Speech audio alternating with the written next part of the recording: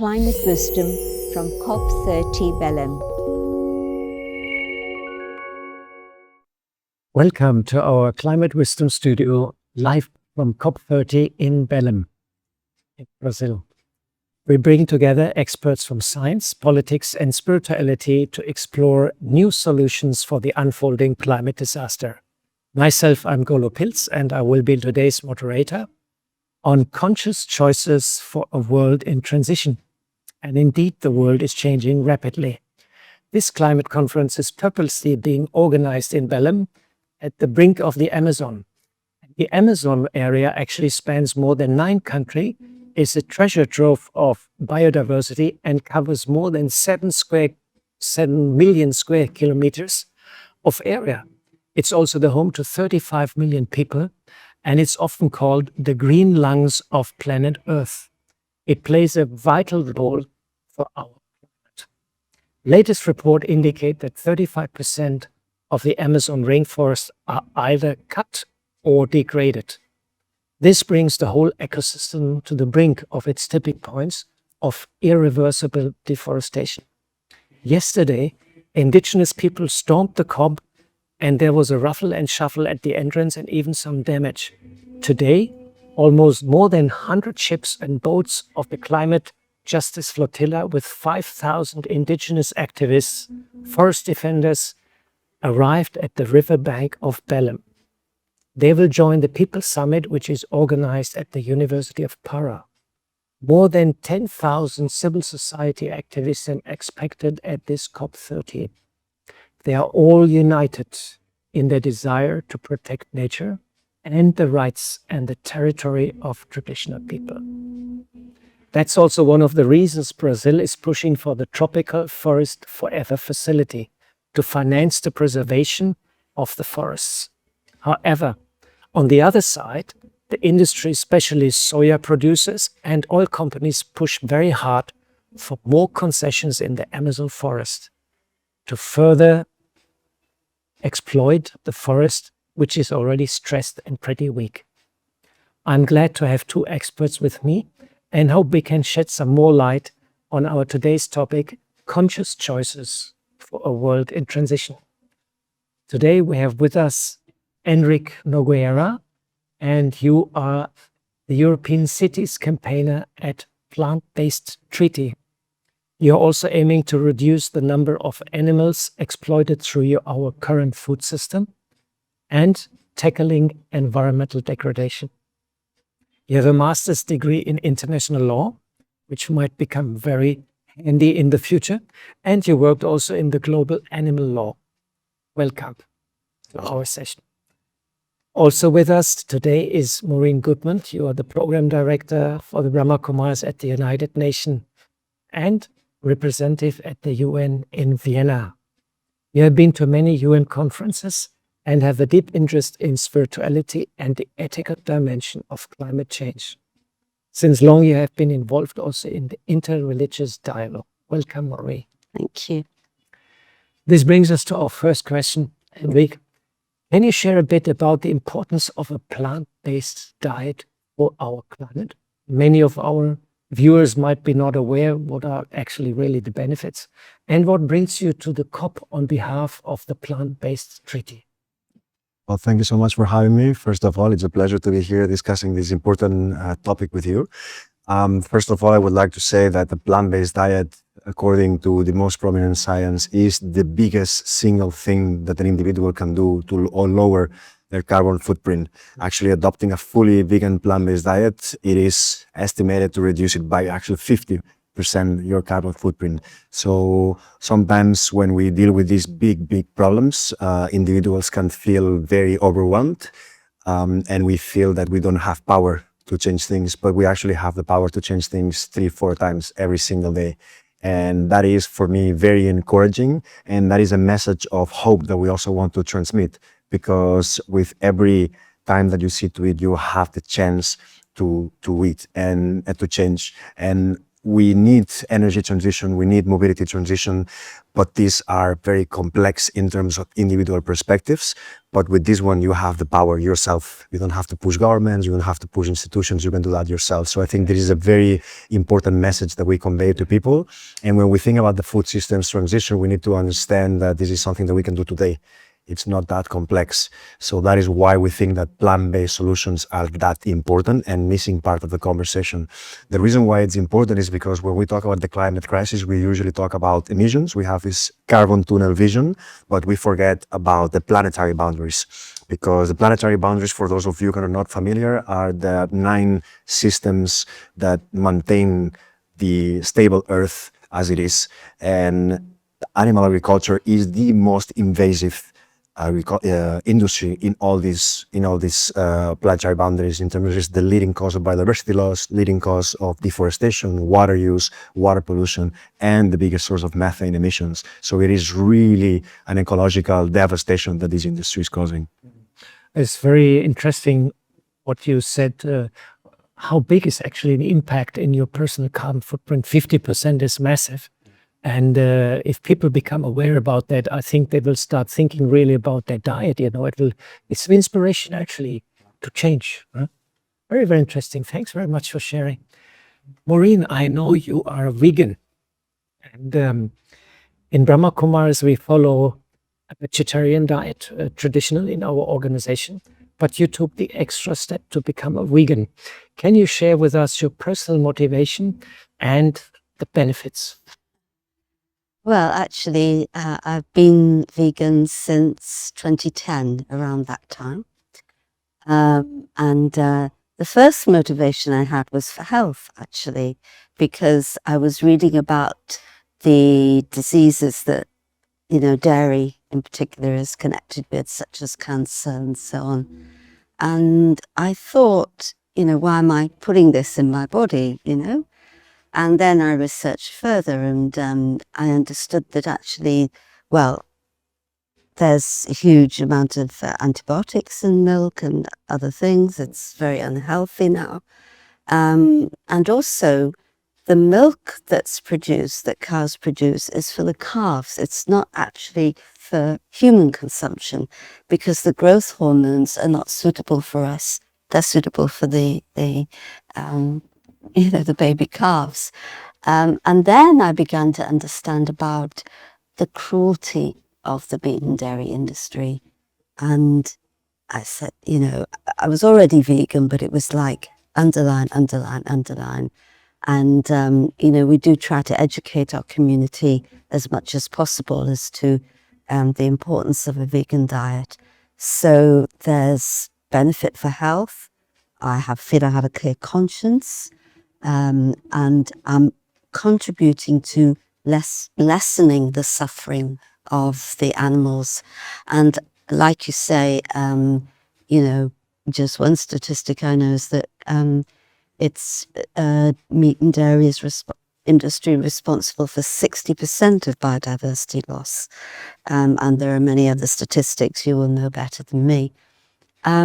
Also, huge implications of the environment and health, climate and health, and 1 in 5 people, 1 in 5 deaths are caused by poor diet.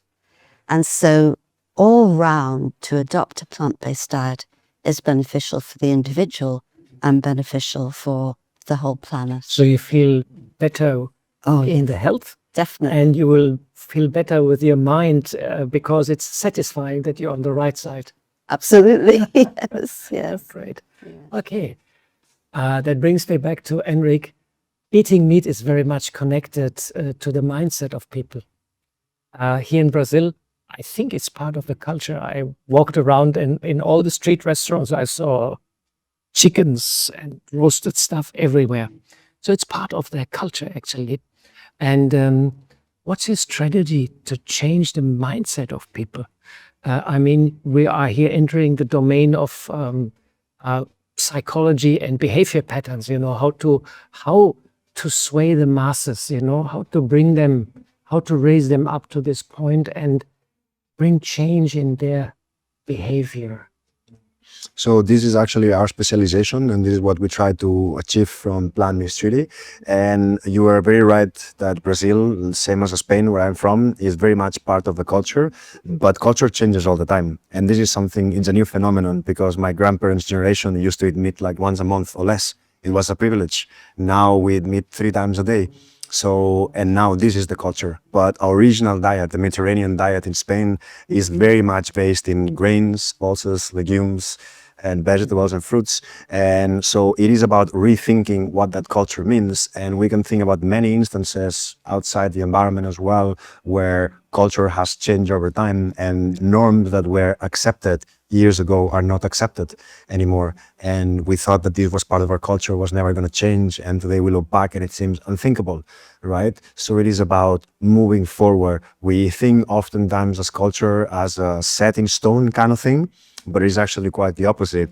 We progress as humans, we progress as societies, and so culture progresses with us. And so this is what we need to understand. And so from a policy perspective, what we try to do is facilitate the change, make these options easier, available, affordable, and also accessible for everybody, and make that sure that people connect, also giving out the information. It's not so much about banning anything, it's about providing an alternative perspective, providing the information, educating the public, and understanding that there is another way of doing things. And just to finalize, it is, if you think about it, it is a win-win-win situation. As you were saying, it is better for your health, it is better for the environment, and it is better for the animals. So when you work with nature, when you understand nature, nature gives back. And from a more spiritual perspective, this is exactly what we should be aiming for. And you know better than me how that actually feels. And sometimes it feels like you're giving something up, but quite the opposite. You are gaining so much more. Exactly. It's just a matter of understanding, like everything else. So basically using awareness campaigns, share the information, especially also with decision makers, municipalities, cities. But there's also a little battle probably with the meat industry and the dairy industry, you know, because it's a big profitable business also. Exactly. Yes, it is. It is. And we live in a capitalistic era where profit is above everything else. So it seems that for profit, you were just mentioning in your introduction, Brazil approved over 180 oil drilling licenses in the Amazon 3-4 weeks before the COP. I saw a commentator, he said, our President Lula is in a very difficult situation. And on one shoulder, there's an environmental angel city. And on the other, there is an industrial demon sitting on the other shoulder. And he is under immense pressure also from industries, also in Brazil. And they are having political influence, you know. He's not totally free to go as he probably wants, you know. So it's a bit of a dilemma, and I'm happy you share the idea, the concept of raising awareness and public campaigns, but sometimes it takes also time, you know, to change the mindset of sometimes it takes a generation also. Yeah, indeed. But I mean, you are very right in what you said. But first of all, what we need is courageous politicians, and politicians that are in touch with the public, but also remember that we have the power. Every social movement that you have seen has been coming from the power, from the people. We see in the Indian movement of independence led by Gandhi, that was a people movement. Every social, civil rights, suffragettes, every big step that we took as a humanity has come from the people. So it is also a responsibility. It is something that it is doable. So good. Inspirational leader. Yeah, you're right. And I think once a wave starts, it catches on. Exactly. I mean, years ago, even being vegetarian, you were sort of estranged. Today, perfectly acceptable. Being vegan, the same. It comes up. But also, vegan food is very delicious. Yeah, that's the other thing. And I would warn against, you know, if you are vegan, having a lot of processed stuff, because that's just as harmful for your health, you know. So it's a whole new way of actually, you know, feeding consumption that's very healthy and very nice.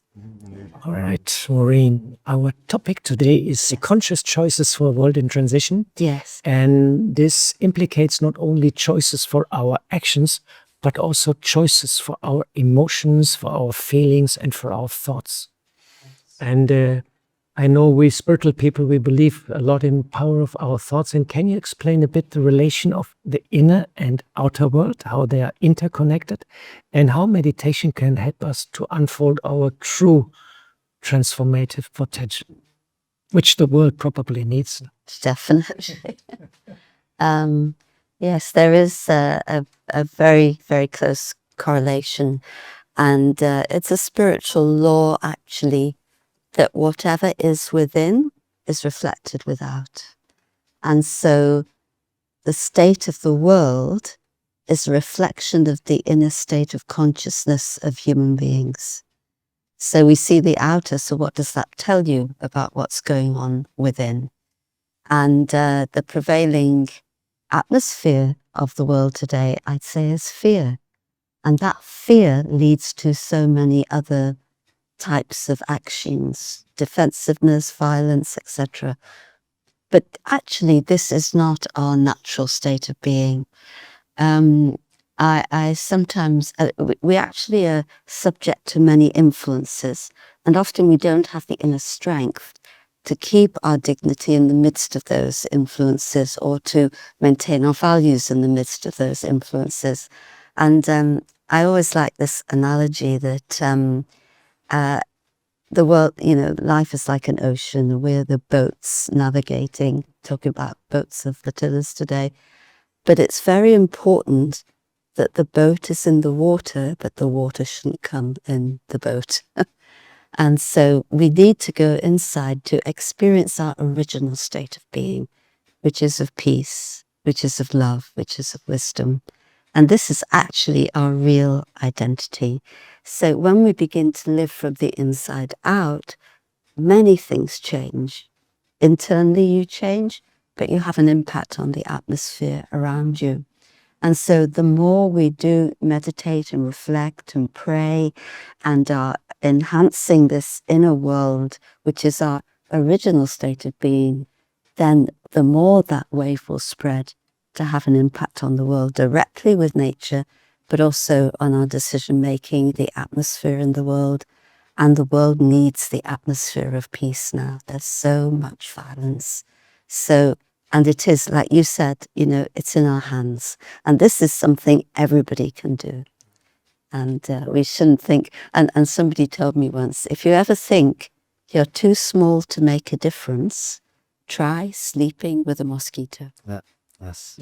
Yes. We can all affect change. All right, thanks very much. That's very inspirational. Yeah. Enric, there are two major reasons for a transition towards a plant-based diet. One is quite obviously it's helping the climate, and it helps us to feed all the 8.5 billion people on planet Earth. That's one very obvious reason. But there's also a moral aspect that animals are our companions, they're our friends, and we should actually live in harmony with them together. And the Brahma Kumaris, the organization which is hosting the studio, is rooted in India. And in India, we have this concept of ahimsa. And ahimsa means, is the ethics of non-violence in religion and in culture. Is really embedded also in society. It's a very old tradition. And how important and helpful such a moral and ethical consideration can be in your campaign. Do you see areas where we can bridge that ahimsa concept and the obvious reasons to become vegan, because that would give a lot of extra push to such a move towards veganism or plant-based diet? Yeah, I mean, for me personally, I'm a person that I'm completely against any form of oppression or violence. And that is just what I understood, that veganism for me was just an extension of that. And it just makes sense because the way it is presented to us, it is so far detached from our choices. So when we go to the supermarket or when we go to restaurants, it is so far detached from the reality of those animals, right? And so I really want to make a point of separating veganism from plant-based diets, because plant-based diets, we look at it from more an environmental perspective, food security perspective, and veganism is more as a spiritual or ethical, you could say that. I don't like to say that. I just like to say common sense. At the end of the day, and it goes back to the saying, do unto others what you would like to do to yourself. And is that how we should treat each other? And if I want empathy and respect towards myself, the very least I could do is give it on to others.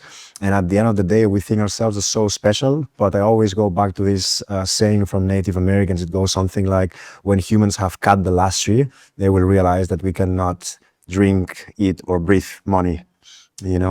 So this is why for me veganism is important. It's just an extension of what you were saying, right? And I was a very heavy meat eater back in the day, and I just one day it clicked, I switched, and I felt that always it was going to be like giving something up, and it became the opposite. I just became so much more in touch with myself, with my surroundings, much more in peace, and it's just a complete transformation. It's hard to put into words. You have not lived it, but it is definitely a big transformation in a very positive way, for sure. I like very much when you said the spiritual decision for you is just common sense. Yeah, Is this a new? it is. It's a new thought for me also. Wonderful. So this is a very interesting sharing so far, and I think also great inspiration for our audience to consider the impact of our diet on the climate, but also understand how it influences our mindset. It has a direct impact also on our thoughts, and probably meat-based diet creates a lot of anxiety and fear also, I can imagine. So thanks very much for sharing your insights, and we just have a couple of minutes left. And Maureen, can you guide us in a meditation of inspiration and harmony and common sense?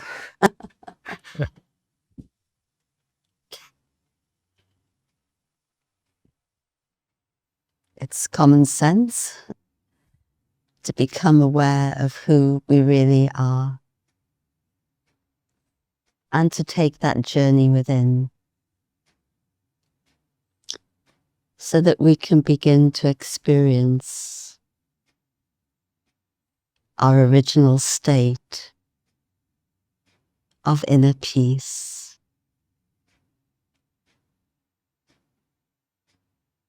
We have been influenced by so many factors externally,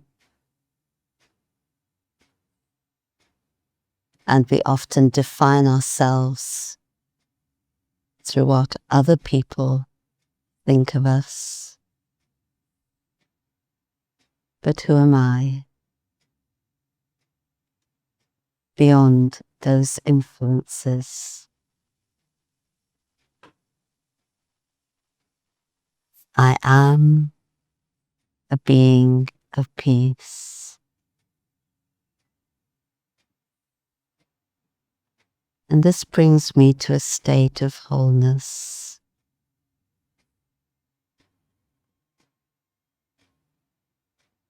Not only peace,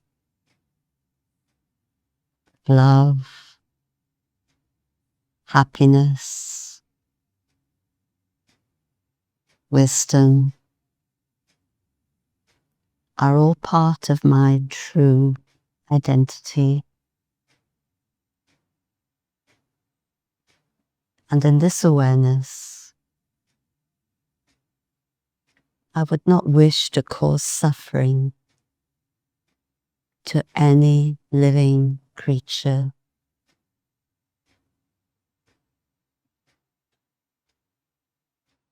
My vibrations of peace and love have an impact on my own physical body, on the atmosphere around me. So let me consciously send out vibrations of peace, loving thoughts to our world, surrounding our world with elevated vibrations, transformative vibrations. so that we move from a world of suffering to a world of love, to a flourishing world.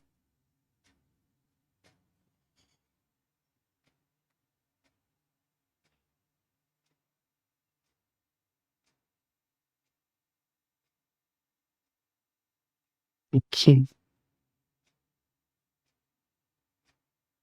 Thanks, Maureen, for a very lovely meditation on common sense. And maybe you are inspired to become vegetarian, or even better, join more and more people who are going to a plant-based diet. This brings us to the end of this panel discussion, and thanks very much, Enric, for coming and sharing your insights, and thanks very much for Maureen also. Thank you. And thanks also very much to our patrons and sponsors and the volunteers, which are sitting all around the world and making this live studio possible.